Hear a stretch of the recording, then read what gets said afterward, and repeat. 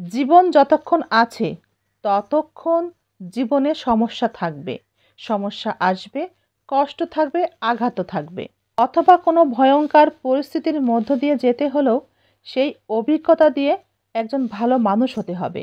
সেই অর্জিত অভিজ্ঞতা দিয়ে নিজেকে কখনো হতাশাগ্রস্ত করবেন না, দুঃখী বানাবেন না। তাই যখনই জীবনে কোনো সমস্যা আসবে, আঘাত আসবে, তখন দুটি বিষয় ভেবে রাখবেন। হয়তোবা সেই আঘাতে আহত হতে পারেন, অথবা ভালো কোনো অভিজ্ঞতা অর্জন করতে পারেন। জীবনে আঘাত আসলে তাই শিক্ষা গ্রহণ করবেন, অভিজ্ঞতা অর্জন করবেন, কিন্তু সেই আঘাতের কষ্টে নিজেকে ডুবিয়ে ফেলবেন না। যখনই আশেপাশের পরিস্থিতি আমাদের বিরুদ্ধে গিয়ে কাজ করে, তখনই নিজের মঙ্গলের জন্য নিজের বুদ্ধিকেই কাজে লাগানো উচিত। হতাশার মধ্যে নিজেকে হারিয়ে ফেলা উচিত নয়।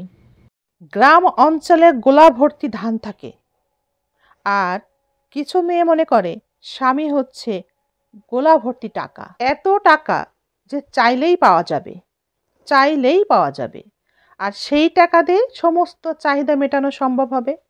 এখনকার স্ত্রীদের তো অনেক চাহিদা, আর এই চাহিদা মেটাতে গেলে তো টাকার প্রয়োজন। তাই শহরে স্ত্রীরা মনে করে স্বামী হচ্ছে টাকার সিন্দুক অথবা এটিএম কার্ড, চাইলেই টাকা তুলে খরচ করা যায়। গ্রামের বউরা চিন্তা করে স্বামী হচ্ছে টাকার গোলা, চাইলেই টাকা সেখান থেকে পাওয়া যায়। কিন্তু স্বামীদের যদি সীমিত উপার্জন থাকে, তাহলে কি টাকার গোলা, টাকার সিন্দুক চিন্তা করলেই হবে?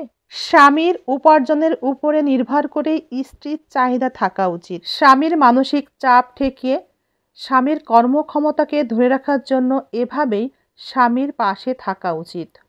স্বামীর ভালোবাসা ছেড়ে কোনো মেয়ে কখনোই ছেড়ে আসতেই পারে না। যদি স্বামীর ভালোবাসার মধ্যে ব্যস্ততার মতো ছোট্ট একটি শব্দকে বৃহৎ আকারে গুরুত্ব না দেওয়া হয়।